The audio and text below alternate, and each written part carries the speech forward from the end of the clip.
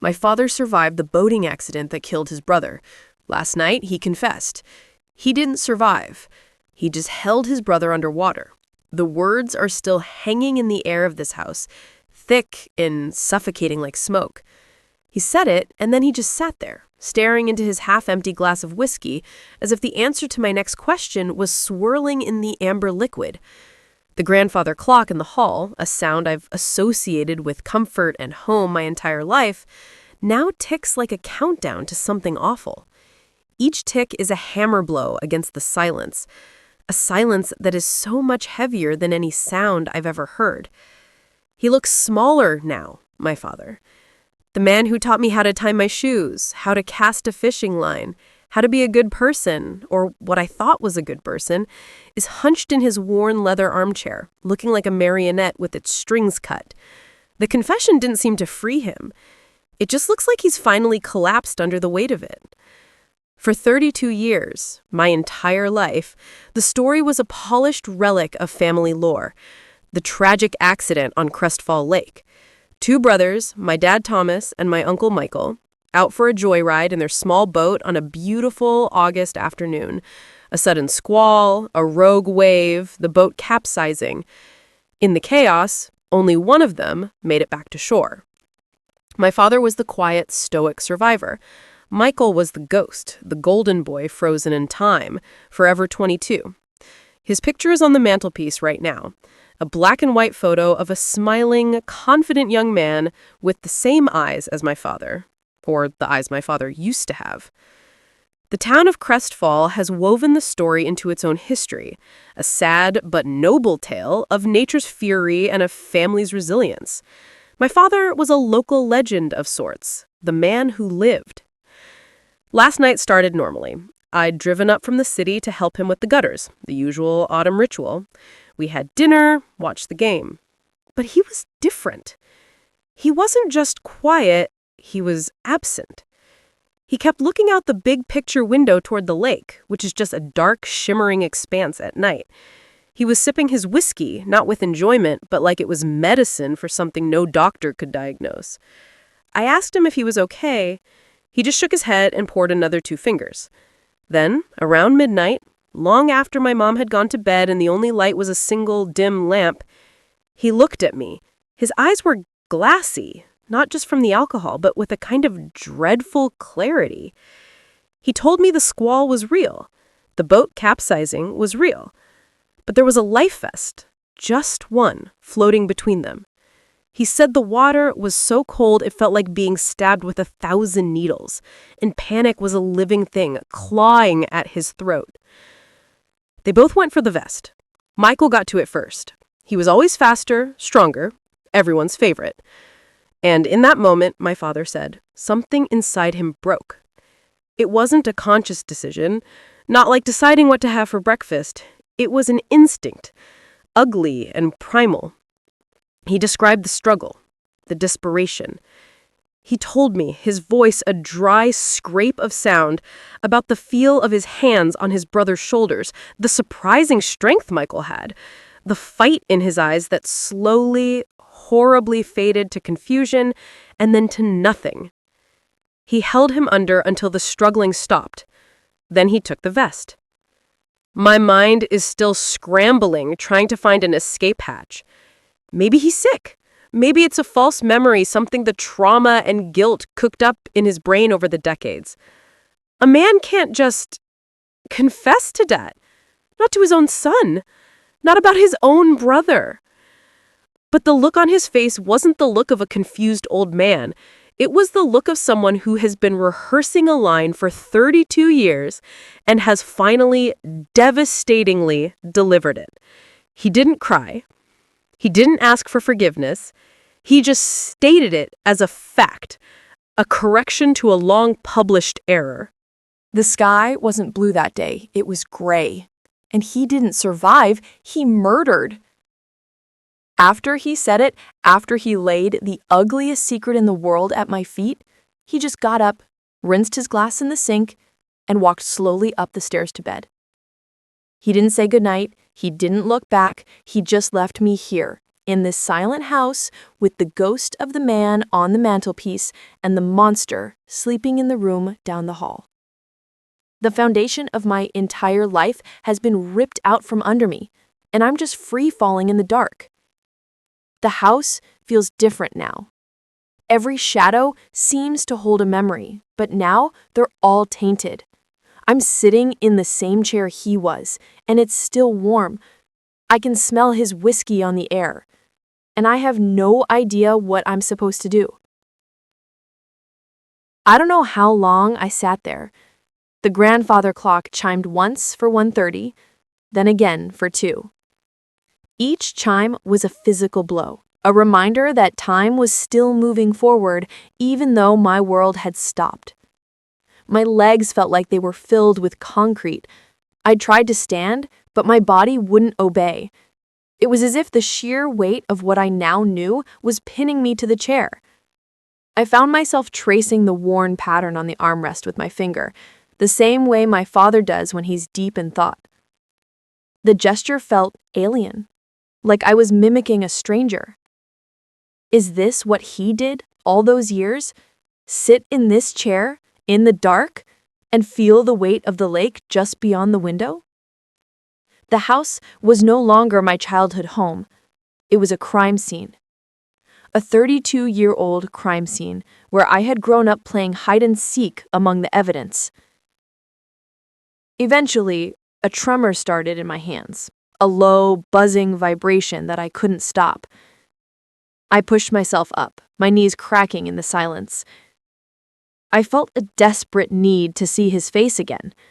Not my father's, but Michael's. I walked to the mantelpiece, my bare feet cold on the old hardwood floor. There he was, in a silver frame next to a porcelain bird my mother loves. Uncle Michael. He's leaning against a vintage car, a cocky, beautiful smile on his face. He looks immortal. He looks like the hero of a story. I picked up the frame, the glass cold against my fingertips. I stared into his eyes, trying to see the future he never got, trying to see the confusion, the fear my father described. But there was nothing. Just a young man on a perfect summer day, completely unaware that his own brother would become his ending.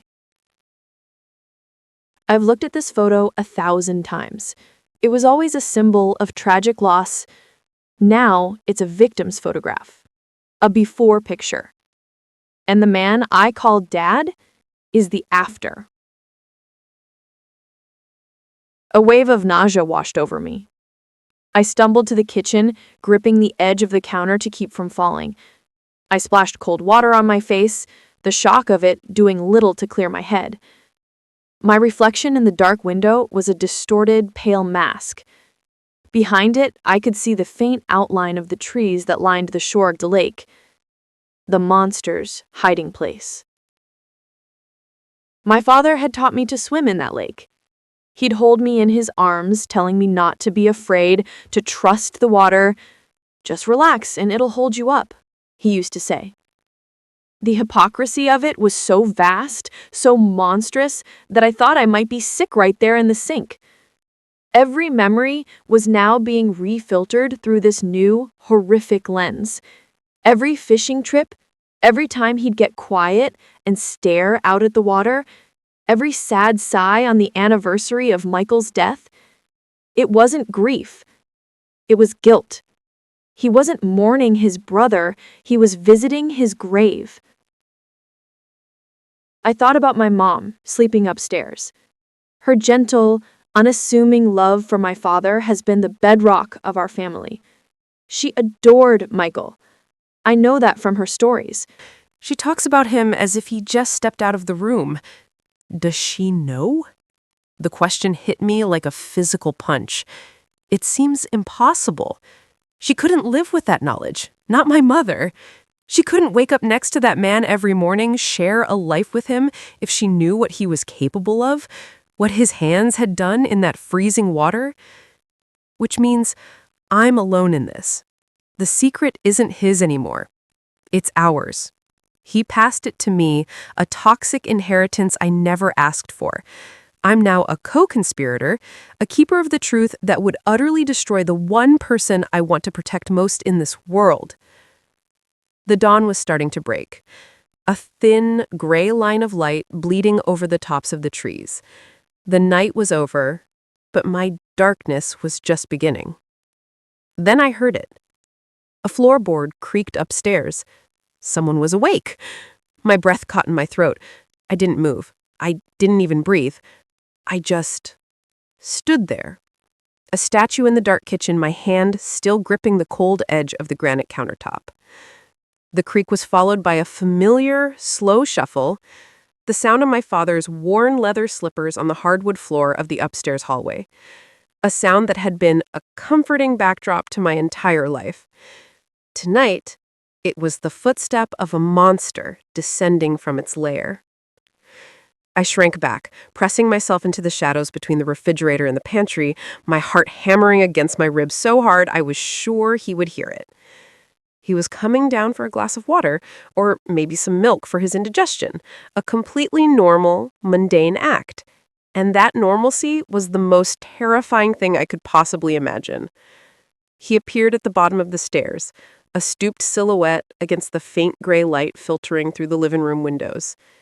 He moved with the slow, deliberate pace of a man who knows every inch of his home in the dark. He didn't turn on a light. He walked past the living room, past the chair where he had detonated my world, and into the kitchen. For a second, I thought he saw me. His head turned slightly in my direction, and his slow shuffle paused. I held my breath, my muscles screaming with tension, ready to bolt. But his gaze was unfocused, directed past me, towards the window above the sink. He was looking out at the lake. He stood there for a long moment, his back to me, just a dark shape against the growing dawn. What was he seeing out there? Was he seeing the churning gray water? Was he seeing his brother's face? Then he turned, and my stomach plummeted. He walked to the sink, right past my hiding spot, so close I could have reached out and touched the sleeve of his worn flannel robe. I could smell the faint, stale scent of sleep on him. He took a glass from the cupboard. The small clink of it on the counter sounded like a gunshot in the silent house. He filled it from the tap, the sound of the running water impossibly loud. He drank it all in one go, a long, thirsty gulp, and then set the glass down with a heavy finality. He sighed, a deep, weary sound that seemed to come from the very bottom of his soul. It wasn't the sigh of a monster.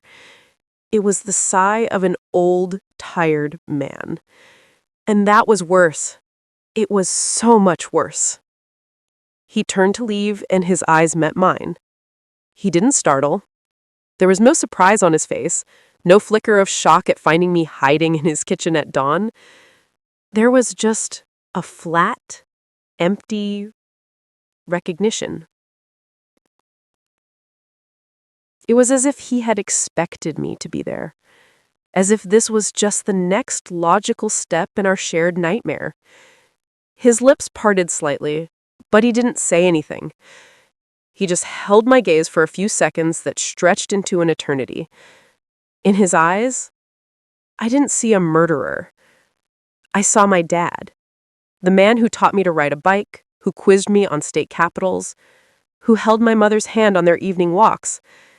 And I saw the man who held his brother underwater until the bubble stopped. The two were the same, and my mind simply could not hold both truths at once. He gave a tiny, almost imperceptible nod, a gesture of grim acknowledgement, and then he turned and walked out of the kitchen, his slippers shuffling softly back up the stairs. The moment he was gone, the air rushed back into my lungs in a ragged gasp. I stumbled forward, my legs shaking uncontrollably. I had to get out. I couldn't be in this house for one more second. This place, my home, felt like a tomb. Every object, every photograph, every worn spot on the floor was an exhibit in a trial that had been secretly happening for 3 decades. I grabbed my keys from the hook by the door, not bothering to find my shoes, and slipped out into the damp, cold air of the early morning. The dew on the grass soaked my socks instantly, a chilling shock that traveled right up my spine. I got into my car, the familiar smell of old coffee and stale air, a strange comfort. I started the engine, the sound ripping through the pre-dawn quiet. I had no idea where I was going. I just drove. But my hands, acting on their own instinct, turned the wheel toward the lake. There was only one place to go. I had to see the water.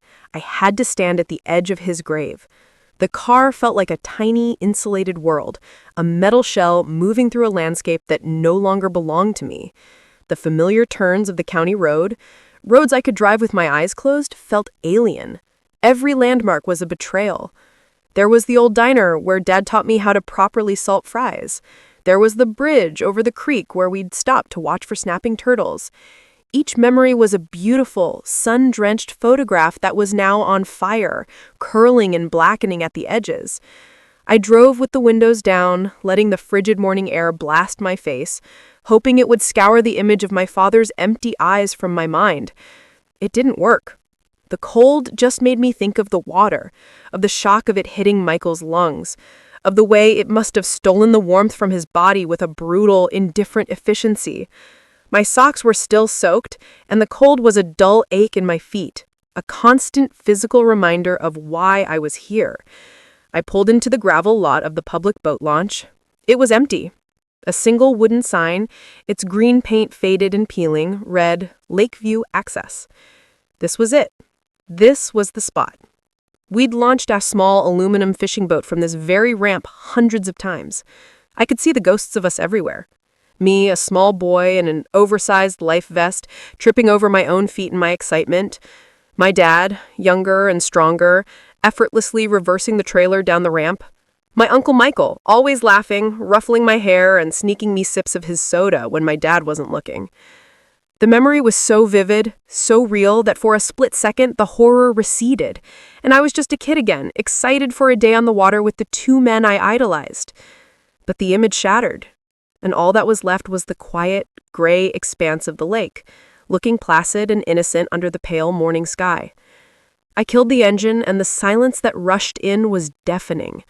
It was the silence of a held breath, the silence of a secret kept for 30 years.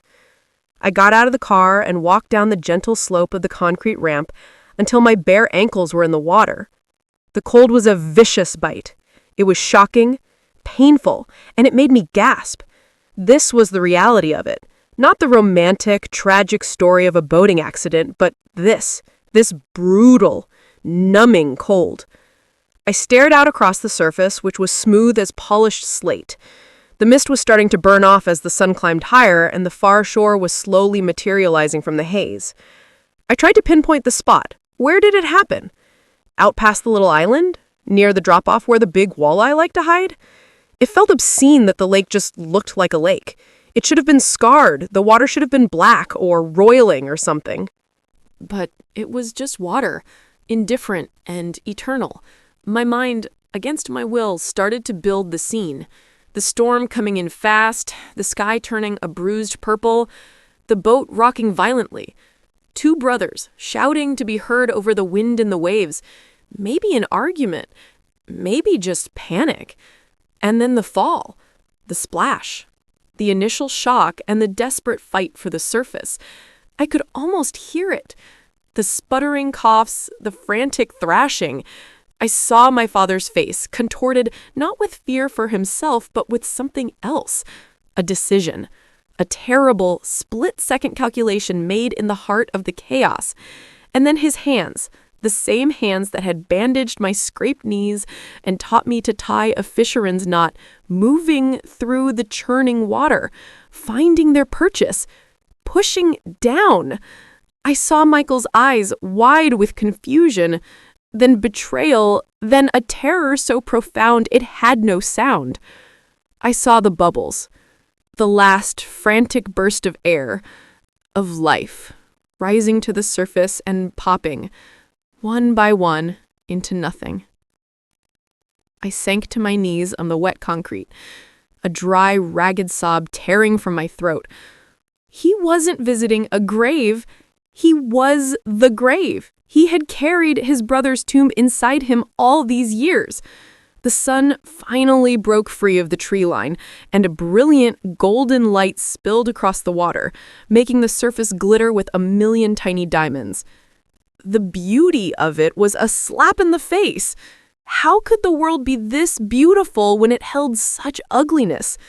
I looked down at my own hands, submerged in the freezing water at the lake's edge.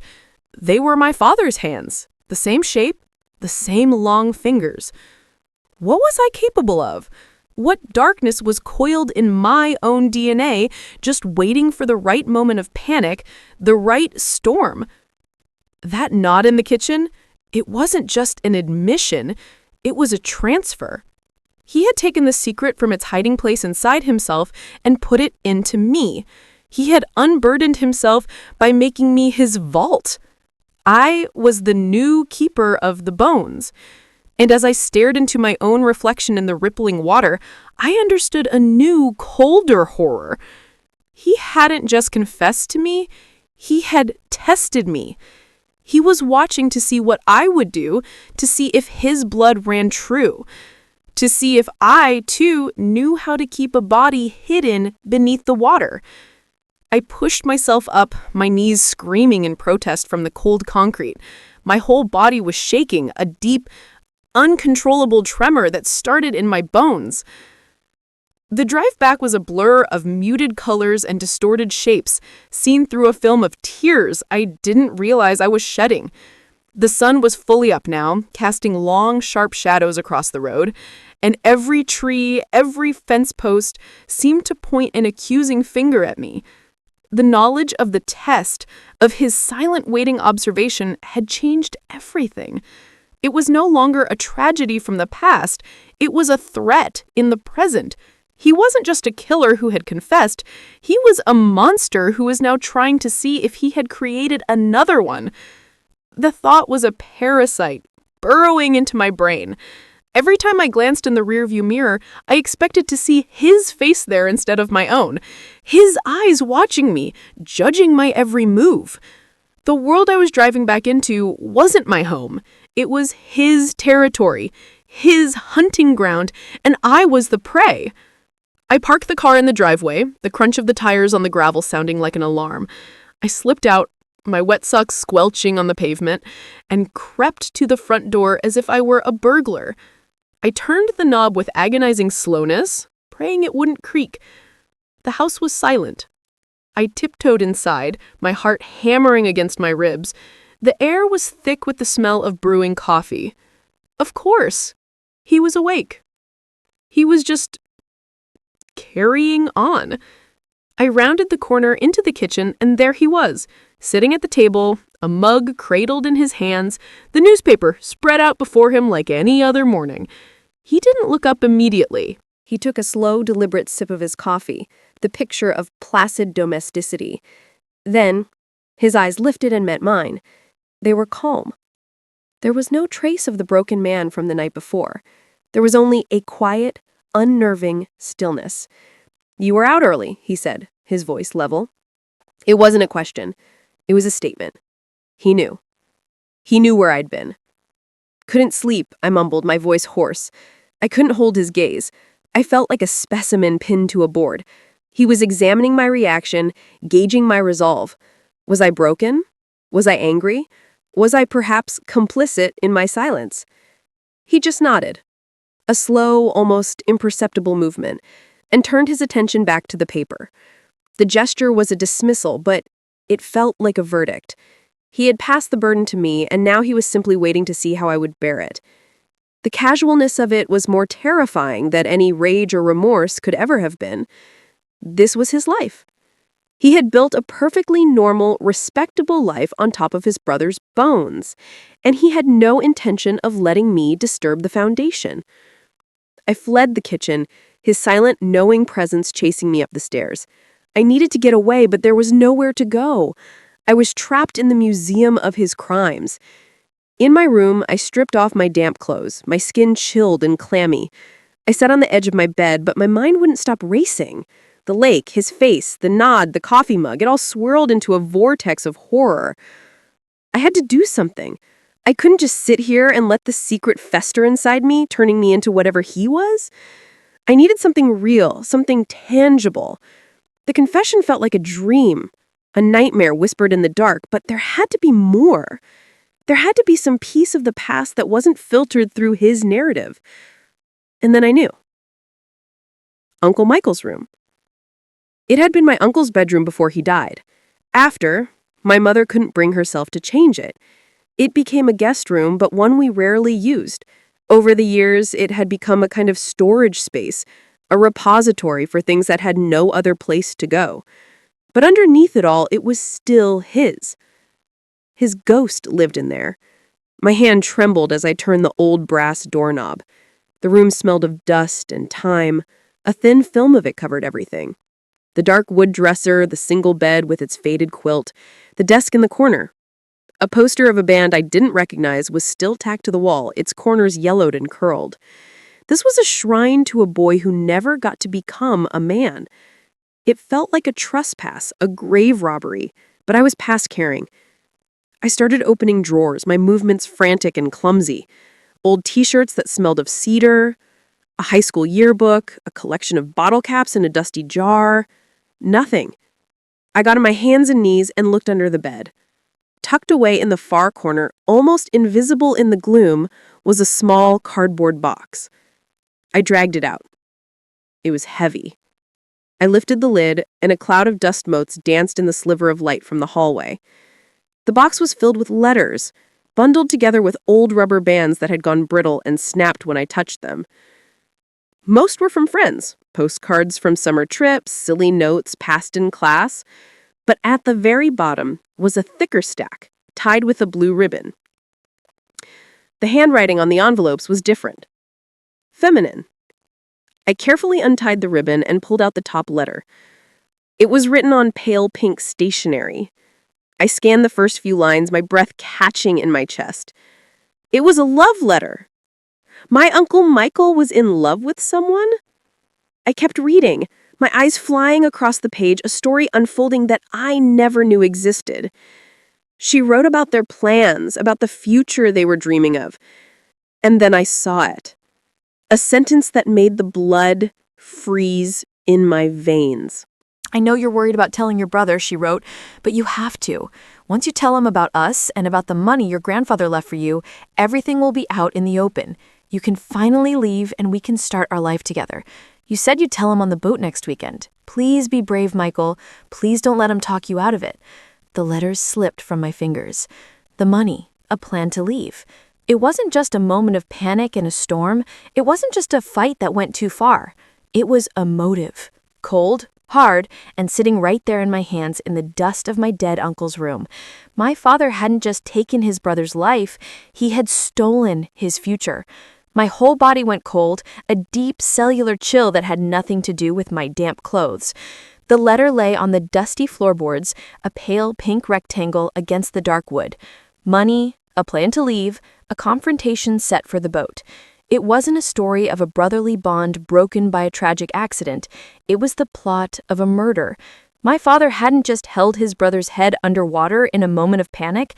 He had gone out on that lake knowing exactly what was at stake. He had gone out there to stop his brother from leaving, to keep the money, to preserve the life he wanted at the expense of his brother's. The placid man downstairs drinking his coffee wasn't just a man hiding a terrible secret. He was a predator who had stalked his own brother and executed him. I knelt, my knees cracking, and gathered the letters. My hands were shaking so badly I could barely read the delicate, looping script. I had to know her name. I shuffled through the envelopes until I found it, written in the return address on the back of one. Sarah. Her name was Sarah. I read more of her words, devouring the story of their love. They had met the summer before, working at a diner in the next town over. She wrote about his laugh, about the way he looked at her when he thought she wasn't paying attention. She wrote about their plans to move out west, to open a small bookshop with the inheritance money his grandfather had left him, and only him. It was a whole life, a vibrant, hopeful future sketched out on paper. I could almost see him, this uncle I'd never known. He wasn't just a faded photograph on the mantelpiece. He was a young man in love, on the verge of everything. and my father had snuffed it all out. The coffee pot downstairs beeped, signaling the end of its brew cycle. The sound made me jump, a jolt of pure adrenaline. He was still there, waiting. He knew I was up here. He probably knew I was in this room. The test he'd set for me at the lake was nothing compared to this. This was the real test. What would I do now that I had proof? The letters felt heavy in my hands, like a weapon I didn't know how to wield. I couldn't leave them here. I couldn't put them back in the box for him to find. I stood up and looked around the room, my eyes darting frantically. The closet? Under the mattress? No, those were the first places anyone would look. My gaze landed on the old high school yearbook. I flipped it open to the middle, to the glossy pages of underclassmen photos. I carefully slid the bundle of letters between the pages, the blue ribbon a stark line of color against the black and white faces. I closed the book and pushed it back onto the shelf, between a dusty thesaurus and a collection of paperback novels. It wasn't perfect, but it would have to do. I had to get out of the house. I couldn't breathe in here. The air was poison. I pulled on a dry pair of jeans and a hoodie, my movements stiff and robotic. Every sound from downstairs, the rustle of his newspaper, the scrape of a chair, sent a fresh wave of terror through me. I crept to the top of the stairs and listened. Silence. It took one step, then another, my bare feet silent on the worn carpet of the runner. I made it to the bottom, my heart a frantic drum in my ears. The kitchen was empty. His coffee mug was in the sink, rinsed clean. He was in the living room. I could see the back of his armchair, the top of his head just visible over the worn fabric. He was reading, or pretending to. He had to have heard me. He was letting me go. Or he was letting me think I was getting away. I reached for the front door, my hand hovering over the knob. Going out again? His voice came from behind me, as calm and level as it had been in the kitchen. It wasn't loud, but it hit me like a physical blow. I froze, my back to him. I couldn't turn around. I couldn't let him see my face. He would know. He would see the truth of what I had found reflected in my eyes. Just for a walk, I managed to say, my voice tight. Need to clear my head. There was a long pause. I could feel his eyes on my back, dissecting me. I imagined him setting his newspaper aside, his posture shifting, getting ready to stand up. Just be careful, he said, and the quiet menace in those 3 words was unmistakable. The world can be a dangerous place. It's important to know who you can trust. It was a threat and a warning, wrapped in the guise of fatherly concern. He was telling me to keep my mouth shut. He was telling me what happened to people who got in his way. I didn't answer. I just twisted the knob, pulled the door open, and stepped out into the blinding morning light, the door clicking shut behind me like the lock on a cell. I walked, not looking back. I didn't have to. I could feel his gaze burning a hole between my shoulder blades. The familiar street with its manicured lawns and kids' bikes left on the sidewalk felt alien, like a set from a movie that had been dressed to look like a perfect suburban life. Every chirping bird, every passing car sounded unnervingly loud in the quiet morning air. I stuffed my hands in my pockets, my knuckles white. He was right. The world was a dangerous place. I'd just spent the night in a house with the most dangerous person I'd ever known. I walked until my neighborhood bled into the next, my feet carrying me on autopilot. My mind was a chaotic storm of looping script on pink paper, the image of my father's calm face and the echo of his quiet threat. Who can you trust? The question hung in the air around me. Not him. Never him again. I ended up at the small park by the library, a place I hadn't been to in years. I sat on a cold metal bench and just watched the world go on. A mother pushed her toddler on a swing. A group of teenagers laughed, sharing earbuds. It was also painfully normal. And here I was, a custodian of a secret that could shatter everything, not just for me, but for this entire sleeping town that thought it knew the story of the tragic accident on the lake. The letters, the yearbook, they were back at the house. What if he found them? The thought sent a jolt of ice through my veins. He wouldn't even have to look hard. He knew I was in that room. He knew I'd been up there for a long time. Hiding them in the yearbook suddenly felt like the stupidest, most childish thing I could have done. I had to go back, but I couldn't. Walking back through that door felt like walking into a cage. Then her name surfaced again from the chaos in my head. Sarah. The letter said she worked at a diner in the next town over, in Northwood. It was a long shot. This was decades ago, but it was the only thing I could think of to do. The only thread I had that didn't lead back to that house. It was a place my father had no connection to. It was a piece of my uncle's life that my father hadn't managed to erase. I stood up, a new, desperate energy coursing through me. I needed my car. I needed to get to Northwood. I walked the long way back, circling my own block, approaching my house from the back alley like a thief. I could see the kitchen window from behind the overgrown hedge in our neighbor's yard. He was there, sitting at the table, just as I'd left him. He was looking down at something. The newspaper? Or maybe he was just waiting. I held my breath, slipped through the back gate, and crept to the side door that led into the laundry room. The keys were on the hook right inside. My hands shook as I reached for them, my fingers closing around the cold metal. I didn't take my wallet. I didn't take anything else. I just grabbed the keys and backed out, as silently as I'd come in. The drive to Northwood was a blur of paranoia. Every set of headlights in my rearview mirror belonged to him. Every turn I made, I expected to see his car following. My father's words echoed with every mile marker I passed. It's important to know who you can trust. He wasn't just talking about himself. He was warning me not to talk to anyone. He was isolating me.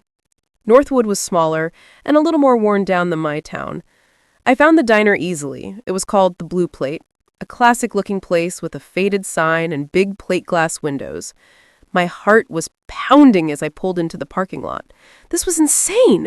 I was chasing a ghost based on a 30-year-old letter. I took a deep breath and went inside. The smell of coffee and fried bacon hit me instantly. A woman with a tired face and a kind smile pointed me to a booth. I ordered a coffee I didn't want and sat there, trying to figure out what to say. After a few minutes, the waitress came back. She looked like she'd been working there her whole life. "Anything else for you, hon?" she asked, topping off my mug. I cleared my throat. "Actually, yeah, this is going to sound strange, but I'm looking for someone who might have worked here a long time ago, like 30 years ago." She raised an eyebrow, but kept her smile. "Honey, I've been here for 40. Who are you looking for?" My breath caught. "Her name was Sarah," I said, my voice barely a whisper. She would have been young, maybe late teens, early 20s. The waitress, whose name tag read Brenda, paused, her coffee pot hovering. She tilted her head, her eyes scanning some distant memory. Sarah. A lot of Sarahs over the years. My hope began to sink. Of course. It was a fool's errand.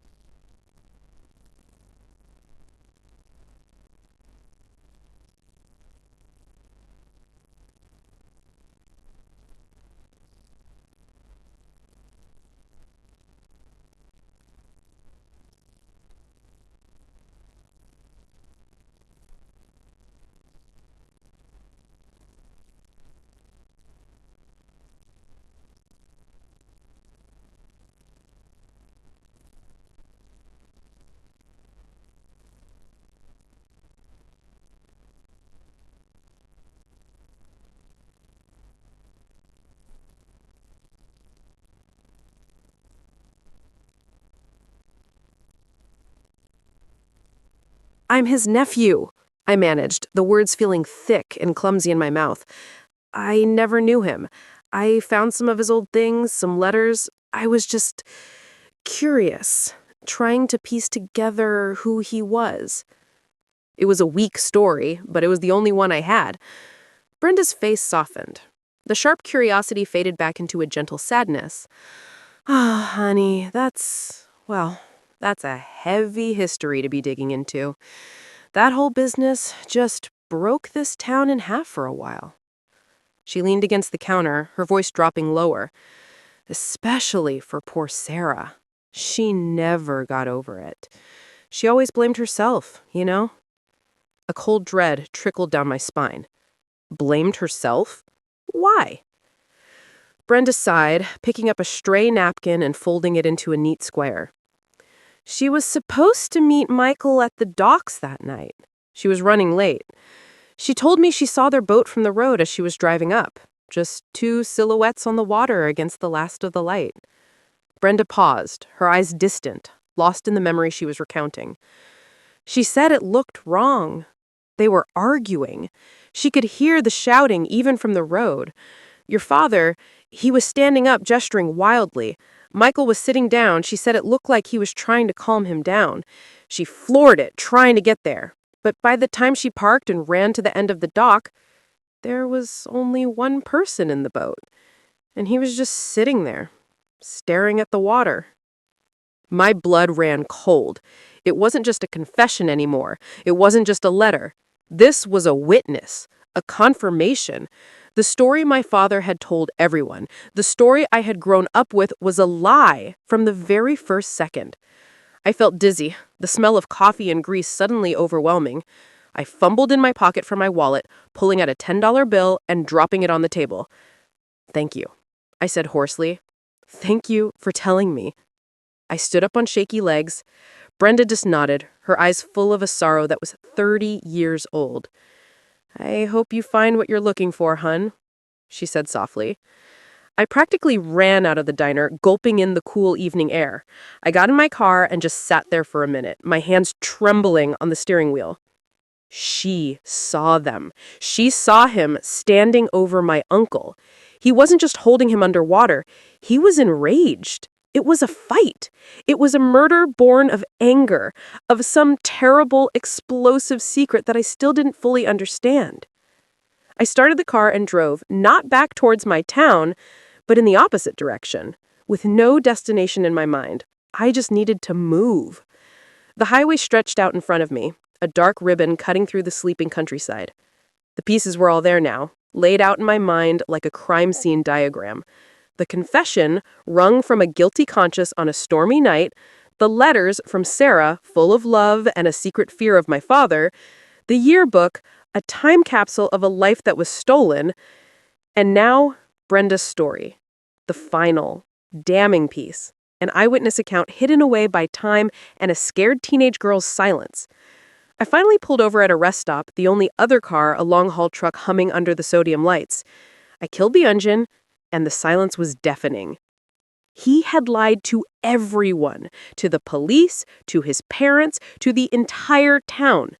He had performed the role of the grieving brother so perfectly that no one ever thought to question it. He had built his entire life, my entire life, on top of his brother's body at the bottom of that lake.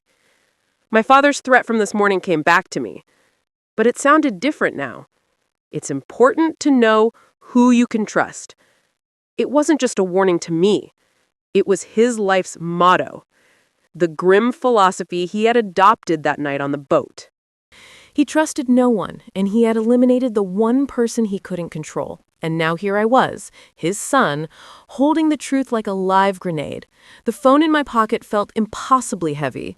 One call could end it all. I could call the police and tell them everything.